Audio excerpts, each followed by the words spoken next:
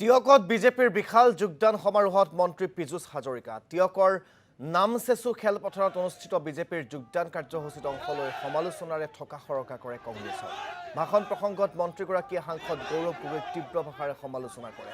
যি নিজৰ ভাষাটোকে শুদ্ধকৈ ক'ব নোৱাৰে তেনে এজন ব্যক্তিয়ে বিজেপিৰ বিপক্ষত কোনো কাৰণতে জয়ী হ'ব নোৱাৰে বুলি উল্লেখ কৰে পীযুষ হাজৰিকাই লগতে অনাগত নিৰ্বাচনত প্ৰায় 2.5 লক্ষাধিক ভোটত বিজেপিয়ে জয়লাভ কৰিব বুলি মন্তব্য কৰে পীযুষ হাজৰিকাই উক্ত যোগদান কাৰ্যসূচীত প্ৰায় শতাধিক লোকে আনুষ্ঠানিকভাৱে যোগদান কৰে বিজেপি গৌৰৱ গগৈ ডাঙৰীয়া যোৰহাটত খেলিব খোজা নাছিল তেখেতে নিশ্চিত পৰাজয়ৰ কথা গম পাইছিলে গতিকে তেখেতে খেলিব খোজা নাছিলে নগাঁৱত ইলেকশ্যন খেলিব খুজিছিলে আনকি যিদিনাখন কংগ্ৰেছৰ ইলেকশ্যন কমিটিৰ মিটিং হৈ আছিল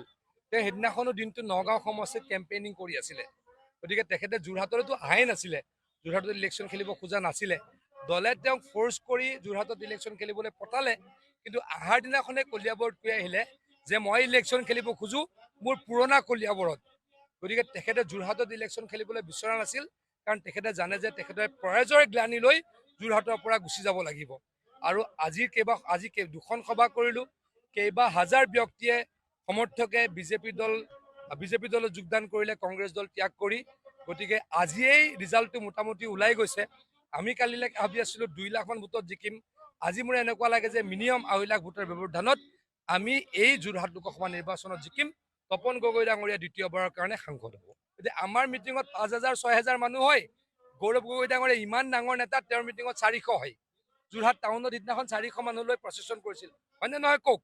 গতিকে আমি কি ভয় খাব লগা আছে তেওঁলোকে ভয়ত তেওঁলোকৰ অৱস্থা নাই